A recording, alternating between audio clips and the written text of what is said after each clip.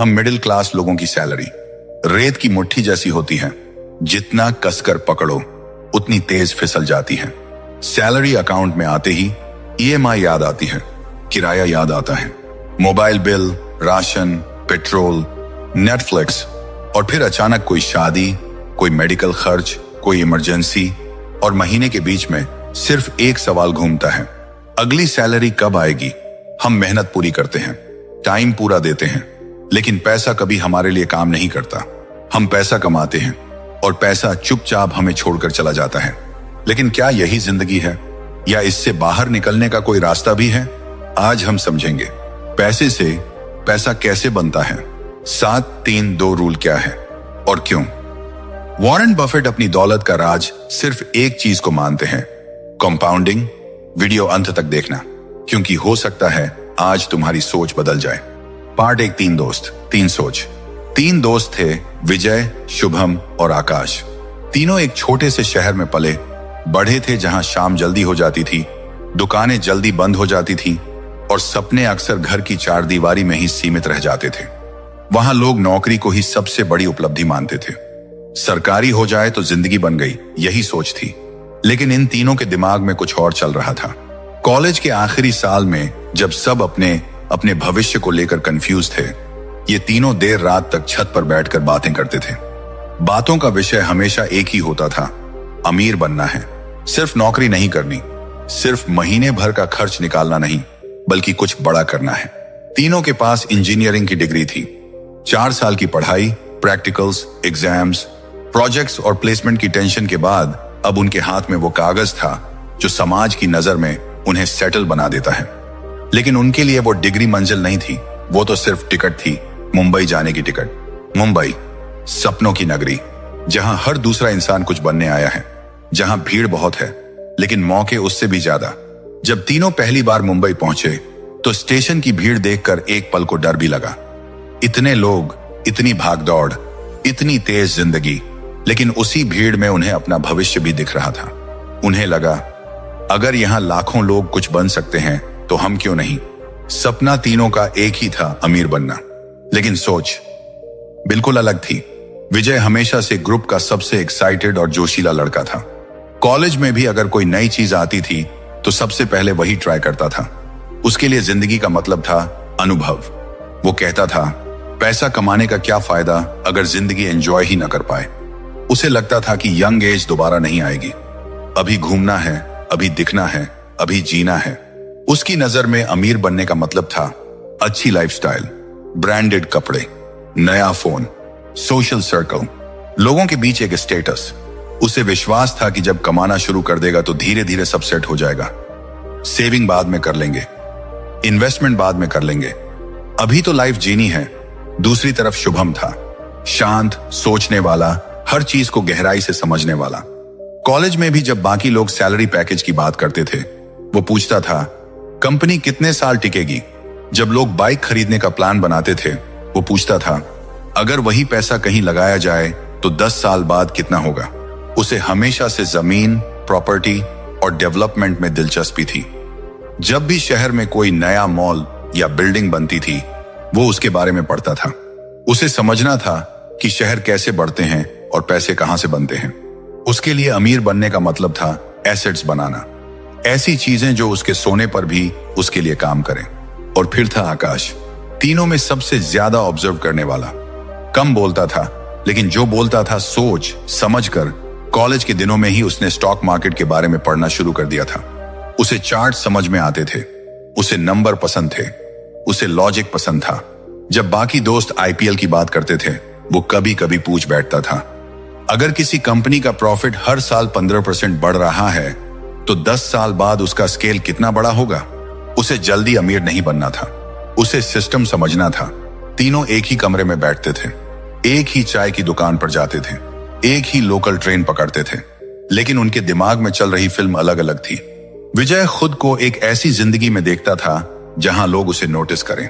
शुभम खुद को ऐसी जिंदगी में देखता था जहां बैंक बैलेंस उसे सुकून दे।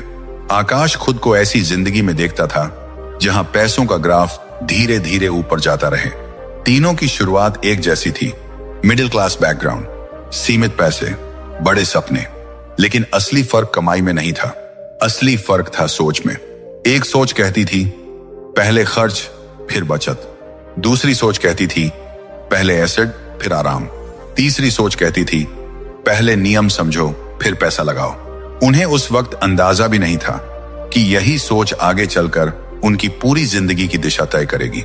क्योंकि अमीर बनने का सपना देखना आसान है, लेकिन अमीर बनने की सोच रखना मुश्किल है। तीनों दोस्त एक ही शहर से आए थे, एक ही उम्र के थे, एक जैसी डिग्री थी, एक जैसी शुरुआत थी, लेकिन जिंदगी अब 3 अलग अलग रास्तों पर चलने वाली थी। पार्ट 2, विजय की कहानी। विजय को सबसे पहले नौकरी मिली, 30,000 महीना। जिस दिन ऑफर लेटर आया उस दिन उसकी आंखों में एक अलग ही चमक थी। घर फोन लगाया, मां की आवाज कांप रही थी खुशी से। पापा ने सिर्फ एक लाइन कही, अब तुम अपने पैरों पर खड़े हो गए। 23 साल की उम्र में 30,000 की सैलरी उसे करोड़ों जैसी लग रही थी। उसे लगा बस अब लाइफ सेट है, अब मैं जीत गया। मुंबई जैसे शहर में पहली सैलरी का मैसेज फोन पर आया तो उसने स्क्रीनशॉट लिया, दोस्तों को भेजा, इंस्टाग्राम स्टोरी लगाई। फर्स्ट सैलरी फीलिंग, उसे लगा यह शुरुआत है उस जिंदगी की जिसकी उसने कल्पना की थी। और यहीं से धीरे धीरे एक ऐसा रास्ता शुरू हुआ जो बाहर से चमकदार था लेकिन अंदर से खोखला। मुंबई का पार्टी कल्चर, वीकेंड का मतलब घर बैठना नहीं, बाहर जाना। नए नए cafe, rooftop restaurant, club nights. Office के लोग भी वही कर रहे थे। किसी ने नया फोन लिया, किसी ने एप्पल वॉच, किसी ने ब्रांडेड जूते। विजय को लगा अगर मैं पीछे रह गया तो लोग क्या सोचेंगे। पहली सैलरी के 3 महीने बाद उसने अपना पुराना फोन बदल दिया EMI पर, फिर कपड़े, फिर जूते। हर खरीद के बाद उसे कुछ मिनटों के लिए बहुत अच्छा लगता था, जैसे वो सच में आगे बढ़ रहा हो। लेकिन उसे यह नहीं पता था कि वो असल में एक ऐसे चक्र में फंस रहा है जिसका नाम है लाइफस्टाइल इन्फ्लेशन। सैलरी आई, खर्च बढ़ा, सैलरी थोड़ी बढ़ी, खर्च उससे ज्यादा बढ़ गया। धीरे धीरे उसे ऑफिस के पास रहने का मन हुआ। लोकल ट्रेन की भीड़ से थक चुका था। उसे लगा मैं कमाता हूं, मुझे आराम मिलना चाहिए। उसने ऑफिस के पास एक अपार्टमेंट लिया, 12,000 महीना रेंट। किराया देते समय उसे लगा कि यह खर्च नहीं, अपग्रेड है। अब उसका स्टेटस अलग था। अब वो कह सकता था मैं ऑफिस के पास रहता हूं। लेकिन सच्चाई यह थी कि उसकी सैलरी का लगभग आधा हिस्सा सिर्फ छत के लिए जा रहा था। कुछ महीनों बाद ऑफिस के 2 दोस्तों ने कार खरीद ली। लंच टाइम में पार्किंग में खड़े होकर वो अपनी कार की बातें करते। विजय के मन में हलचल शुरू हो गई। मेरे पास क्यों नहीं है? वो शोरूम गया, एक चमचमाती कार देखी, सपनों जैसी, कीमत ज्यादा थी। लेकिन सेल्समैन ने कहा सर EMI सिर्फ 12,000। सिर्फ, बस यही शब्द सबसे खतरनाक था।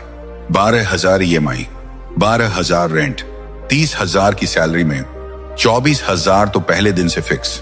बिजली, इंटरनेट, खाना, पेट्रोल अलग। कुल मिलाकर 25,000 से ज्यादा हर महीने पक्का खर्च। बचत लगभग खत्म, लेकिन बाहर से देखने पर सब शानदार था। कार थी, अच्छा फ्लैट था, ब्रांडेड कपड़े थे। लोग कहते विजय तो सेटल हो गया। उसे भी यही लगता था। लेकिन धीरे धीरे महीने के आखिर में बैलेंस घटने लगा। क्रेडिट कार्ड का इस्तेमाल शुरू हुआ, अगली सैलरी में भर दूंगा, और फिर वही चक्र दोहराया जाने लगा। यहीं पर एक लाइन याद आती है जो वॉरेन बफेट ने कही थी, खर्च के बाद जो बचे उसे मत बचाओ, पहले बचाओ, फिर जो बचे उसे खर्च करो। लेकिन विजय ने इसका उल्टा किया, पहले खर्च, फिर जो बचेगा वो बचत। और जब कुछ बचा ही नहीं तो बचत कहां से होती? उसे लगता था कि वो आगे बढ़ रहा है क्योंकि उसकी लाइफस्टाइल बेहतर हो रही थी, लेकिन असल में वो फंस रहा था। फंस रहा था EMI में, फंस रहा था स्टेटस की दौड़ में, फंस रहा था तुलना में। वो हर महीने काम करता था सैलरी के लिए, सैलरी जाती थी खर्चों के लिए, पैसा उसके पास रुकता नहीं था। बढ़ना तो दूर की बात थी। वॉरेन बफेट की एक और लाइन है, अगर आप वो चीजें खरीदते हैं जिनकी जरूरत नहीं है तो जल्द ही आपको वो चीजें बेचनी पड़ेंगी जिनकी जरूरत है। विजय को यह लाइन तब समझ में नहीं आई। उसे लगा कार जरूरी है, उसे लगा बड़ा फ्लैट जरूरी है, उसे लगा दिखना जरूरी है। लेकिन जो जरूरी था, financial stability, emergency fund, investment, वो पीछे छूट गया। 23 की उम्र में उसे लगा मैं जीत गया। 25 की उम्र तक वो EMI के हिसाब से महीने प्लान कर रहा था। 27 तक उसे सैलरी बढ़ने का इंतजार रहने लगा ताकि खर्च मैनेज हो सके। उसने कभी यह नहीं सोचा कि पैसा उसके लिए कैसे काम करेगा। वो बस यही सोचता रहा कि वो पैसे के लिए कितना काम कर सकता है। और यही लाइफस्टाइल ट्रैप है, जहां हर अपग्रेड तुम्हें ऊपर उठता हुआ दिखता है, लेकिन धीरे धीरे तुम्हें नीचे बांधता जाता है। विजय को सच में लगता था कि वो आगे बढ़ रहा है, लेकिन असल में वो एक सुनहरी जंजीर पहन चुका था, जिसका नाम था EMI। पार्ट 3, शुभम की कहानी। जब विजय मुंबई की चमक में खो रहा था, उसी समय शुभम ने एक बिल्कुल अलग फैसला लिया। उसने एक्सपेंसिव मुंबई छोड़कर पनवेल में रहना शुरू किया। उस समय 2009 था। आज का डेवलप्ड नवी मुंबई नहीं, तब का पनवेल। चारों तरफ धूल, अधूरे रोड, खाली प्लॉट, कुछ आधी बनी बिल्डिंग्स। लोग मजाक उड़ाते थे, कहते थे यहां कौन रहेगा, मुंबई छोड़कर यहां आ गया। नूम, कैरियर बनाना है या गांव बसाना है। लेकिन शुभम भीड़ को नहीं देख रहा था, वो भविष्य देख रहा था। उसके पास ज्यादा पैसे नहीं थे। पहले कुछ महीनों तक तो नौकरी भी नहीं थी। खर्च चलाने के लिए पिताजी से पैसे मंगवाने पड़े। लेकिन एक चीज थी जो उसके पास थी, जानकारी। वो रोज निकलता था, साइट्स देखता था, डेवलपर्स से बात करता था, लोकल लोगों से पूछता था, मैप्स देखता था, सरकारी नोटिस पढ़ता था। उसे समझ आ रहा था कि पनवेल सिर्फ आज नहीं है। पनवेल 10-15 साल बाद क्या बनेगा, असली कहानी वहां है। मेट्रो की घोषणा हो चुकी थी, नए रोड प्रोजेक्ट्स की प्लानिंग थी, इंफ्रास्ट्रक्चर धीरे धीरे तैयार हो रहा था, कॉमर्शियल डेवलपमेंट आने वाला था। लोग वर्तमान देख रहे थे, शुभम भविष्य पढ़ रहा था। उसे पता था कि रियल एस्टेट में पैसा एक दिन में नहीं बनता, लेकिन अगर सही जगह और सही समय पर एंट्री हो जाए तो समय ही सबसे बड़ा पार्टनर बन जाता है। उसने एक छोटा सा निवेश किया, 10 लाख के आसपास। उसके लिए यह छोटा नहीं था, यह उसकी और उसके परिवार की सालों की बचत थी। रिस्क था, डर भी था, लेकिन उसने जुआ नहीं खेला। उसने रिसर्च के बाद फैसला लिया। पहले कुछ साल कुछ खास नहीं हुआ, न कीमत में बड़ा उछाल, न कोई चमत्कार। लोग फिर बोले देखा कुछ नहीं हुआ। लेकिन रियल एस्टेट शोर नहीं करता, वो चुपचाप बढ़ता है। धीरे धीरे रोड बेहतर हुए, फिर एक स्कूल खुला, फिर एक छोटा मॉल, फिर आसपास और बिल्डिंग्स बननी शुरू हुई। जो इलाका कभी सुनसान था वो धीरे धीरे रहने लायक बन गया। और फिर वही हुआ जिसका शुभम इंतजार कर रहा था। 11 साल बाद वही प्रॉपर्टी जो 10 लाख में ली थी 90 लाख की हो चुकी थी। किसी एक दिन में नहीं, किसी एक साल में नहीं, बल्कि समय, डेवलपमेंट और धैर्य के साथ। यही है पावर ऑफ कंपाउंडिंग का रियल एस्टेट वर्जन। सिर्फ प्रॉपर्टी की वैल्यू नहीं बढ़ी, रेंट भी बढ़ा। पहले छोटा रेंट मिला, फिर एरिया डेवलप हुआ तो रेंट बढ़ा, फिर डिमांड बढ़ी तो और बढ़ा। एक समय ऐसा आया जब उस एक प्रॉपर्टी का रेंट उसकी सैलरी के बराबर पहुंच गया। यहीं से उसने दूसरा कदम उठाया। पहली प्रॉपर्टी से आने वाला रेंट दूसरी प्रॉपर्टी की EMI में लगाया, दूसरी से तीसरी, तीसरी से चौथी, धीरे धीरे 4 प्रॉपर्टीज। उसने कभी अचानक अमीर बनने की कोशिश नहीं की, उसने बस समय को अपने साथ जोड़ लिया। लोग पूछते थे कब तक इंतजार करेगा, वो मुस्कुराकर कहता जब तक समय मेरे लिए काम करना शुरू ना कर दे। और एक दिन वही हुआ। उसकी सैलरी अब उसकी सबसे बड़ी इनकम नहीं थी, रेंट था।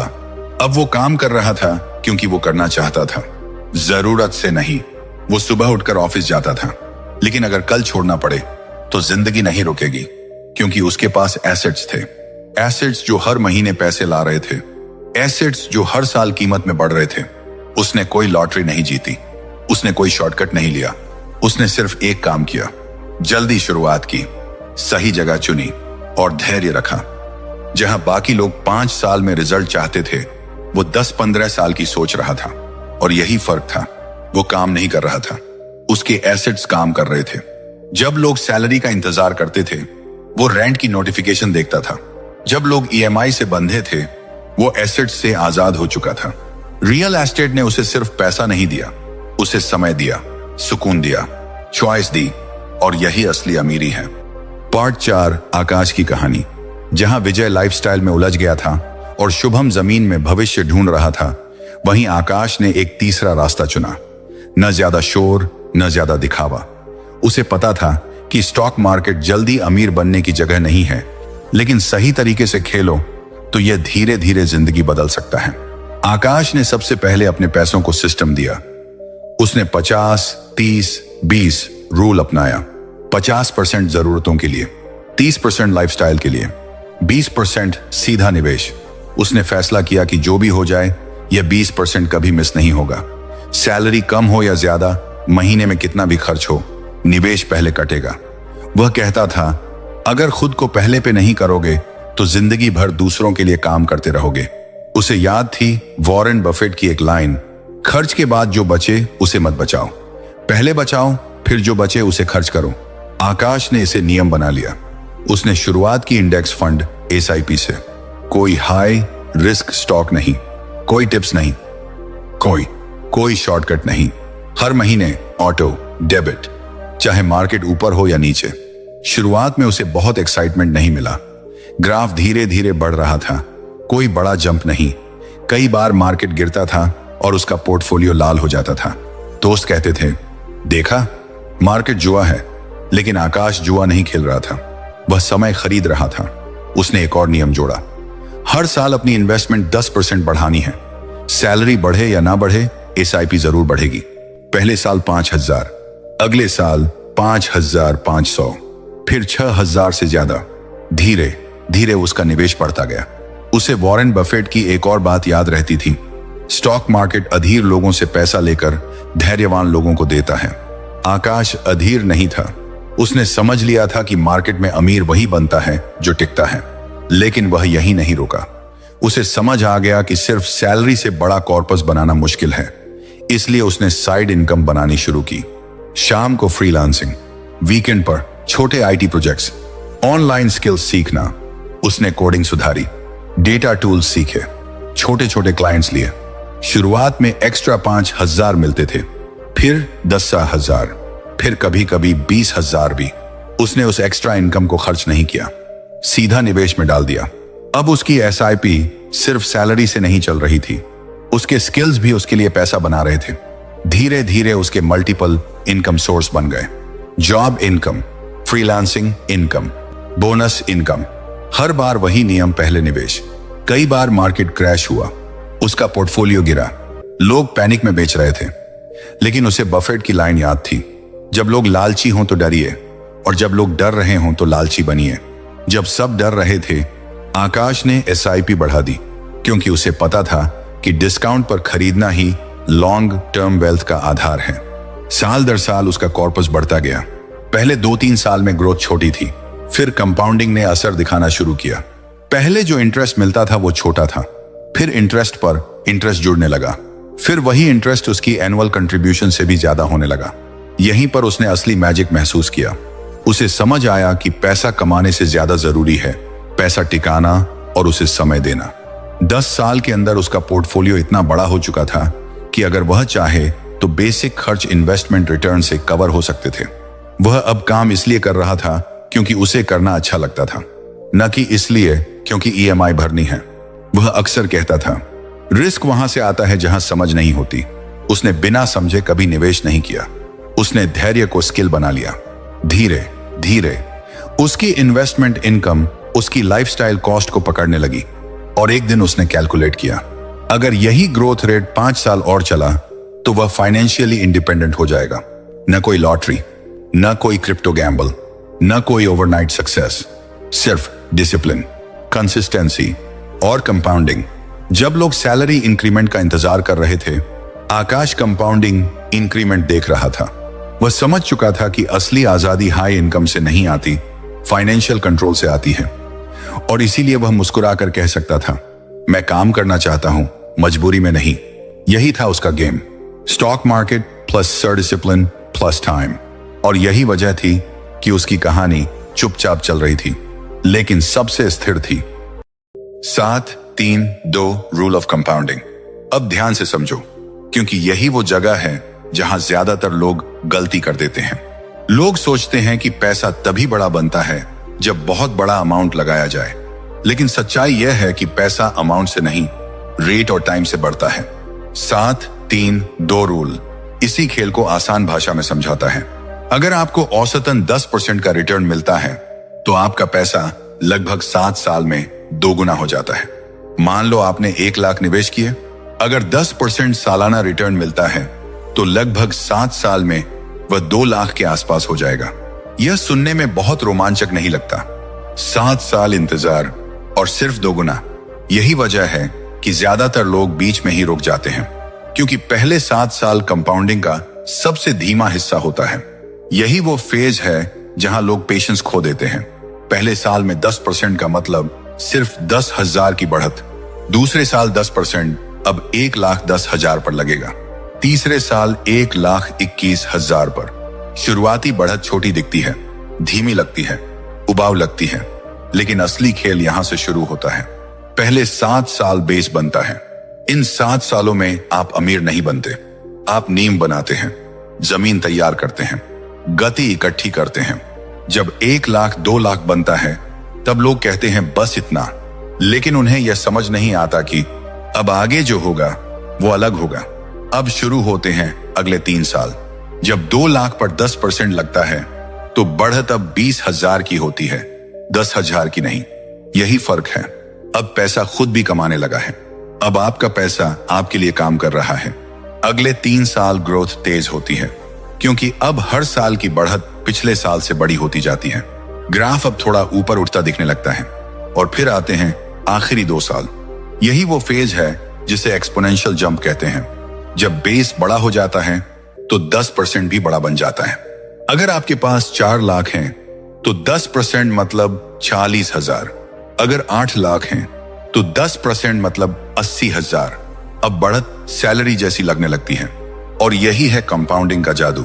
पहले 7 साल में आप मेहनत करते हैं, अगले 3 साल में मेहनत का असर दिखने लगता है, आखिरी 2 साल में पैसा रॉकेट की तरह भागता है। इसीलिए इसे 7-3-2 रूल कहा जाता है। यह कोई जादुई फॉर्मूला नहीं है, यह समय का गणित है।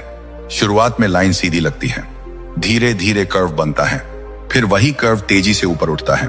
कंपाउंडिंग शुरू में बोरिंग लगती है, धीमी लगती है, लगता है कुछ हो ही नहीं रहा, लेकिन असल में अंदर ही अंदर गति बन रही होती है। जैसे हवाई जहाज रनवे पर दौड़ता है, शुरू में लगता है बस चल रहा है, फिर अचानक जमीन छोड़ देता है। कंपाउंडिंग भी वैसी ही है। जितना जल्दी शुरू करोगे उतना ज्यादा रनवे मिलेगा। अगर आप बीच में रुक गए तो प्लेन कभी उड़ान नहीं भरेगा। 7 साल धैर्य चाहिए, 3 साल भरोसा चाहिए, 2 साल में चमत्कार दिखता है। लेकिन वो 2 साल उन्हीं को मिलते हैं जो पहले 7 साल टिके रहते हैं। यही है 7-3-2 रूल ऑफ कंपाउंडिंग। धीरे शुरू होता है, फिर तेज होता है, और एक समय बाद अनस्टॉपेबल हो जाता है। अब इसे बहुत सरल तरीके से समझते हैं। 2, मान लो कोई 25 साल की उम्र में हर महीने 5,000 की SIP शुरू करता है। रिटर्न मान लेते हैं औसतन 12% सालाना। 5,000 सुनने में बड़ा अमाउंट नहीं लगता। कई लोग कहते हैं इससे क्या होगा, लेकिन खेल अमाउंट का नहीं, समय का है। अगर यही 5,000 हर महीने लगातार 30 साल तक निवेश किए जाएं, तो 55 साल की उम्र तक पहुंचते यह रकम करोड़ के आसपास पहुंच सकती है। ध्यान देना, यह जादू नहीं है, यह लॉटरी नहीं है, यह कोई अचानक बड़ा मुनाफा नहीं है। यह हर महीने की छोटी सी आदत है जो समय के साथ मिलकर विशाल बन जाती है। अब यही उदाहरण बदलते हैं। अगर वही 5,000 की SIP कोई 35 साल की उम्र में शुरू करे और 55 तक, यानी सिर्फ 20 साल निवेश करे, तो उसका फाइनल कॉर्पस लगभग आधा रह जाएगा। अमाउंट वही, रिटर्न वही, डिसिप्लिन वही, फिर भी परिणाम अलग। क्यों? क्योंकि कंपाउंडिंग को सिर्फ एक चीज चाहिए, टाइम। 25 साल की उम्र में शुरू करने वाले को 10 साल एक्स्ट्रा मिलते हैं, और वही 10 साल सबसे ज्यादा ताकतवर होते हैं। शुरुआती सालों में पैसा छोटा लगता है, लेकिन जैसे जैसे बेस बड़ा होता है, इंटरेस्ट पर इंटरेस्ट जुड़ता जाता है। पहले आपका निवेश बढ़ता है, फिर उस निवेश पर रिटर्न बढ़ता है, फिर उस रिटर्न पर भी रिटर्न बढ़ता है। यही कंपाउंडिंग का असली खेल है। वॉरेन बफेट का फॉर्मूला। वॉरेन बफेट कहते हैं, do not save what is left after spending, spend what is left after saving. यह लाइन सुनने में बहुत साधारण लगती है, लेकिन यही अमीरी का आधार है। ज्यादातर लोग क्या करते हैं, पहले खर्च, फिर बचत, और जब कुछ बचता ही नहीं तो निवेश कहां से होगा? बफेट की ताकत सिर्फ उनका दिमाग नहीं था, उनकी असली ताकत थी अर्ली स्टार्ट प्लस पेशेंस। उन्होंने बहुत जल्दी निवेश शुरू किया, और उससे भी बड़ी बात, उन्होंने बीच में रुकना नहीं सीखा। उनकी ज्यादातर संपत्ति 50 साल की उम्र के बाद बनी। क्यों? क्योंकि तब तक कंपाउंडिंग ने दशकों का समय जमा कर लिया था। सबसे बड़ी गलती क्या है? लेट शुरू करना। 25 में शुरू करो इक्वल फ्रीडम, 35 में शुरू करो इक्वल प्रेशर। 25 में शुरू करोगे तो समय तुम्हारे साथ होगा, 35 में शुरू करोगे तो समय तुम्हारे खिलाफ दौड़ रहा होगा। जो 25 में शुरू करता है वह धीरे धीरे बेस बनाता है, उसे कंपाउंडिंग के पूरे 30 साल मिलते हैं। जो 35 में शुरू करता है उसे वही मंजिल पाने के लिए ज्यादा अमाउंट लगाना पड़ता है, ज्यादा रिस्क लेना पड़ता है और ज्यादा तनाव झेलना पड़ता है। टाइम खरीदा नहीं जा सकता, लोन से नहीं, हाई सैलरी से नहीं। आप सैलरी बढ़ा सकते हैं, इन्वेस्टमेंट बढ़ा सकते हैं, रिस्क बढ़ा सकते हैं, लेकिन समय नहीं बढ़ा सकते। यही वजह है कि अर्ली स्टार्ट एक अनफेयर एडवांटेज है। Final comparison. 36 की उम्र में तस्वीर साफ हो चुकी थी। शुभम फाइनेंशियली फ्री, उसके एसेट्स उसके लिए काम कर रहे थे। आकाश 5 साल में रिटायरमेंट की तैयारी, उसका कॉर्पस इतना बड़ा हो चुका था कि पैसिव इनकम बनने लगी थी। विजय 20 साल ईएमआई बाकी, सैलरी बढ़ी थी लेकिन खर्च उससे तेज बढ़े थे। फर्क कमाई में नहीं था, फर्क सोच और डिसिप्लिन में था। सैलरी कम होना प्रॉब्लम नहीं है, बहुत लोग कम सैलरी से शुरुआत करते हैं। हैबिट्स असली प्रॉब्लम है। अगर आदत है पहले खर्च करने की तो लाख कमाओ या 10 लाख कमी महसूस होगी। Early start equal unfair advantage. जितना जल्दी शुरुआत उतना लंबा रनवे। कंपाउंडिंग स्लो शुरू होती है, पहले बोरिंग लगती है, धीमी लगती है, लेकिन जो टिके रहते हैं उनके लिए वही कंपाउंडिंग अनस्टॉपेबल बन जाती है। आखिर में अमीर वो नहीं बनता जो सबसे ज्यादा कमाता है, अमीर वो बनता है जो सबसे ज्यादा समय तक डिसिप्लिन रहता है। अगर आज की कहानी में कहीं ना कहीं तुम्हें अपना चेहरा दिखा, अगर तुम्हें लगा कि तुम भी विजय की तरह दौड़ रहे हो या तुम शुभम और आकाश की तरह सिस्टम बनाना चाहते हो, तो अब फैसला तुम्हारे हाथ में है।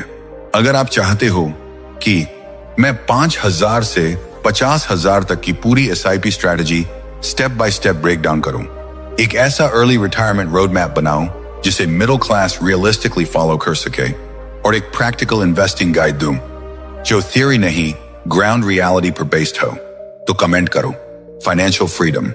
मैं समझ जाऊंगा कि आप रेडी हो अगला लेवल अनलॉक करने के लिए। वीडियो पसंद आई हो तो लाइक जरूर करो। आपका एक लाइक सिर्फ एक क्लिक नहीं है, वो सिग्नल है कि ऐसा कंटेंट और बनना चाहिए। और अगर तुम सच में चाहते हो कि तुम सैलरी के पीछे भागना बंद करो और पैसा तुम्हारे लिए काम करना शुरू करे, तो चैनल सब्सक्राइब करो लेजेंड ऑफ फाइनेंस, क्योंकि यहां हम शॉर्टकट्स नहीं बेचते, यहां हम ओवरनाइट सक्सेस की कहानी नहीं सुनाते, यहां हम हाइप नहीं सिस्टम सिखाते हैं। मिलते हैं अगली वीडियो में, तब तक कमाओ नहीं समझदारी से बढ़ाओ।